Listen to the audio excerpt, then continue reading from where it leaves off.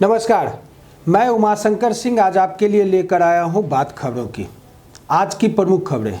नगर निकाय बनाए जाने पर जिले में हर्ष।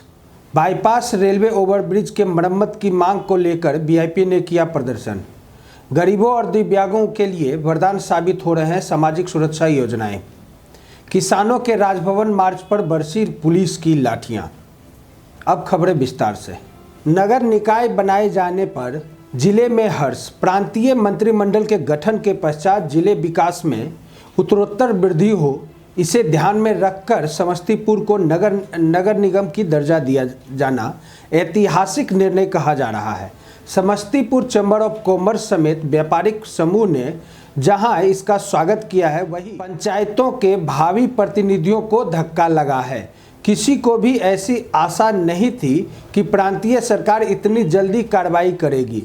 दूसरी ओर रोसड़ा नगर पंचायत को उत्क्रमित कर नगर परिषद की दर्जा दी गई है।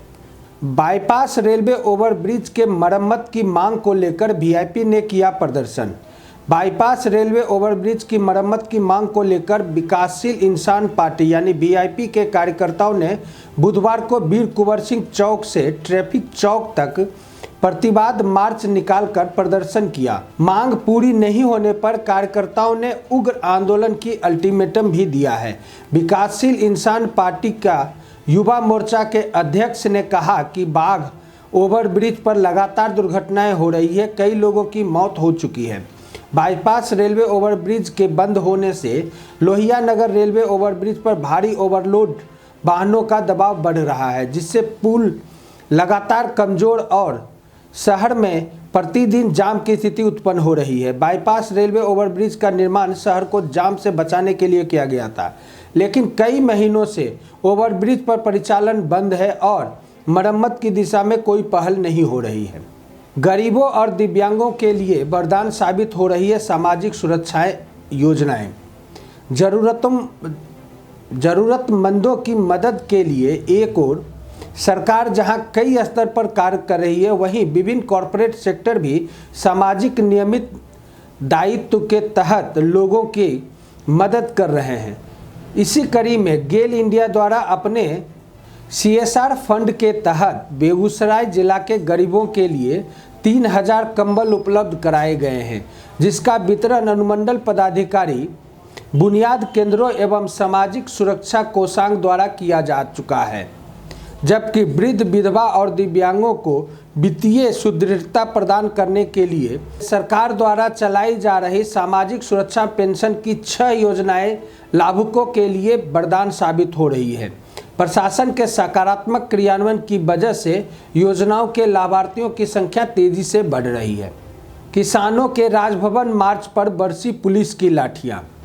केंद्र सरकार द्वारा संसद में पारित नई कृषि कानून के खिलाफ किसानों का आंदोलन अब बिहार भी पहुंच चुका है। विपक्षी दलों ने भी कानूनों का पुरजोर विरोध करना शुरू कर दिया है। इसी कड़ी में मंगलवार को जब वाम दलों के कार्यकर्ता राजभवन को घेरने सड़क पर उतरे तो प्रशासन ने उन्हें रोकने के लिए जमकर लाठियां बांधी, जिसमें कई कार्यकर्ता घायल हो गए।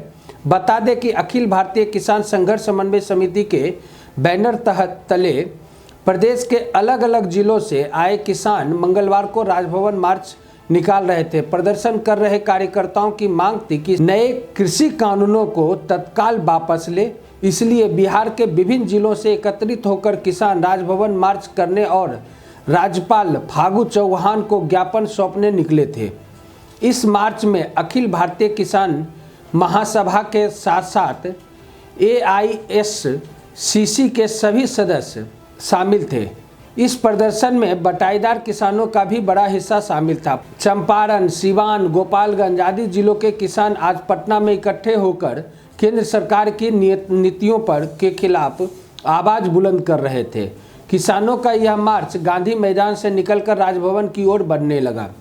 मार्च अभी डाकबंगला चौराहा पर पहुंची ही थी कि पुलिस ने आंदोलनकारियों को आगे बढ़ने से रोक दिया।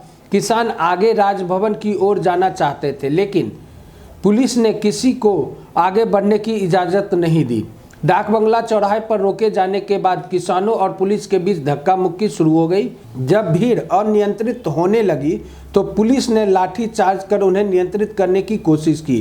पुलिस द्वारा लाठी चार्ज करने के बाद मौके पर भगदड़ मच गई। भाग रहे किसानों को भी पुलिस ने दौड़ा दौड़ा कर पीटा। ये तो थी आज की प्रमुख खबरें।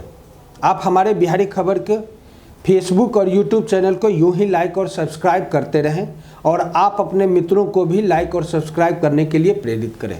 नमस्कार।